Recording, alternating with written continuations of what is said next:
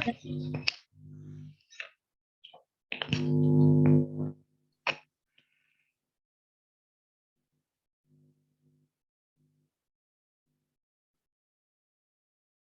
ya. Assalamualaikum warahmatullahi wabarakatuh. Pada yang terhormat Bapak Maulana Muhammad Haji Matur Nur, selaku dosen pengampu mata kuliah Mikrobiologi Industri, dan teman-teman yang berbahagia. Perkenalkan, kami dari kelompok produksi kefir akan membawakan pemaparan materi mengenai produksi kefir.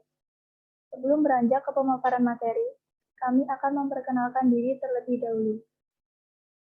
Saya Ayu Rahmi Widianarsi sebagai moderator presentasi kali ini.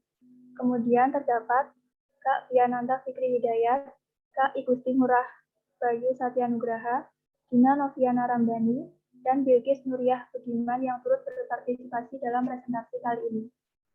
Pada pemaparan materi kali ini akan dijelaskan mengenai asal-usul kefir, fermentasi yang digunakan, mikroorganisme yang digunakan, alur pembuatan dan flow diagram, serta faktor yang mempengaruhi proses produksi. Baiklah, selanjutnya kita akan beranjak kepada pembahasan yang pertama, yaitu pendahuluan. Kefir berasal dari puncak-puncak bersalju di perbatasan Asia dan Eropa, yakni pegunungan Kaukasus sebelah tenggara Rusia. Di Indonesia, kefir diproduksi dalam skala rumah tangga secara tradisional. Kefir mirip dengan yogurt, tetapi minuman ini lebih encer dan gumpalan susunya lebih lembut. Kefir merupakan minuman yang bergizi tinggi dengan kandungan laktosa yang relatif rendah dibandingkan susu murni. Berikutnya, mengenai fermentasi yang digunakan akan dijelaskan oleh Kak Bayu. Kemudian untuk fermentasi yang digunakan di sini kefir diperoleh melalui proses fermentasi susu pasteurisasi menggunakan starter berupa biji kefir, yaitu butiran-butiran putih atau krem dari kumpulan bakteri.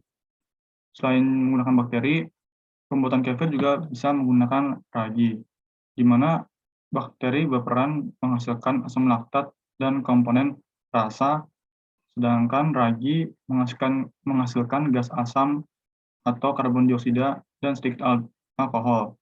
Itulah sebabnya rasa kefir di samping asam juga ada sedikit rasa alkohol dan soda. Selanjutnya akan dilanjutkan dengan teman saya.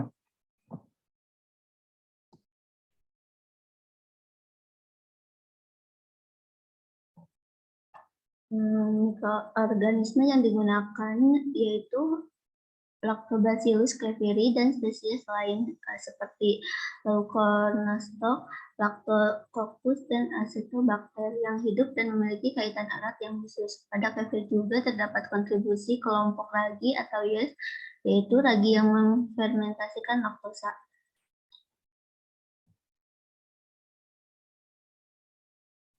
Selanjutnya ada proses produksinya. Yang pertama adalah proses pemilihan bahan baku. Bahan baku pembuatan kefir adalah susu segar. Susu yang dapat digunakan antara lain susu sapi, susu kambing, susu kedelai, maupun susu kacang hijau. Jika berasal dari hewan, keadaan sebelum pemerahan maupun setelah pemerahan akan mempengaruhi kualitas susu. Setelah pemerahan, susu harus ditempatkan pada wadah yang bersih dan tertutup agar tidak terkontaminasi mikroba-mikroba lainnya. Yang kedua, ada proses pasteurisasi.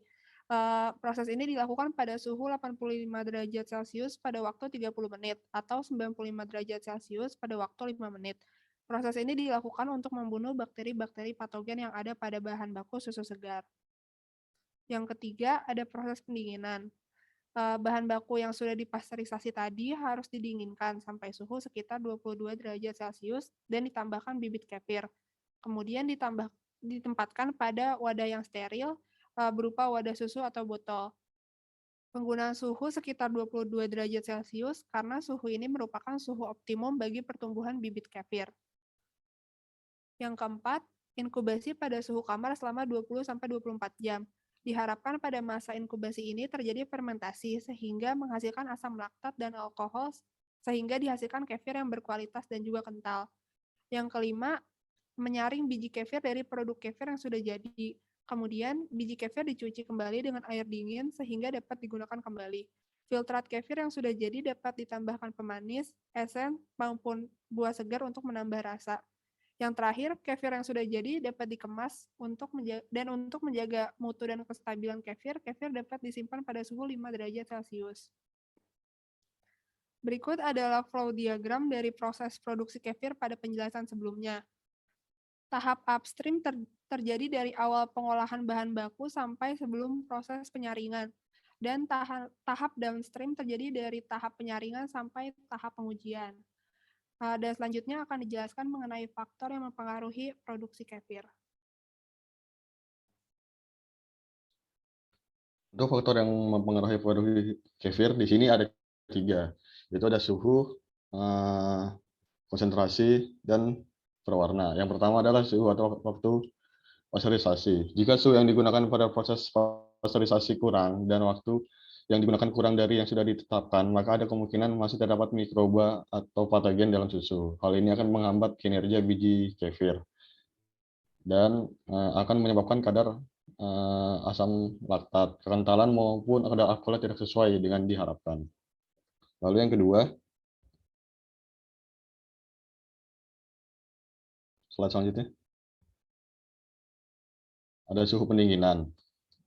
Jika suhu yang digunakan saat proses pendinginan setelah susu balik ke slide dipasteurisasi bukan merupakan suhu optimum, maka bibit kefir yang berisi bal atau kamir tidak akan bekerja optimum dan bahkan bisa rusak. Selanjutnya,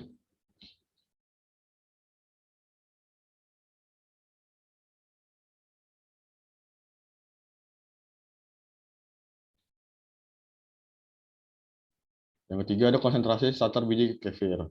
Konsentrasi starter biji kefir merupakan salah satu faktor yang mempengaruhi kualitas kefir.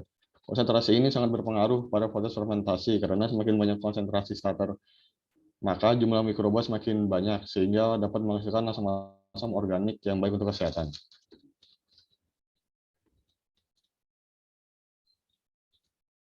Selanjutnya,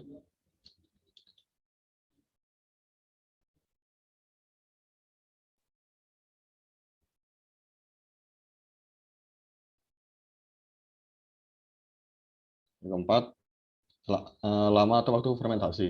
Semakin lama waktu fermentasi, maka semakin besar mikroba yang akan berkembang biak dan semakin besar pula kemampuan dalam memecah substrat glukosa menjadi alkohol.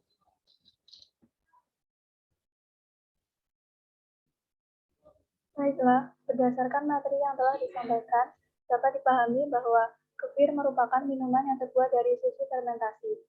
Starter butir kefir terdiri dari bakteri asam laktat dan ragi yang menghasilkan asam laktat dan alkohol.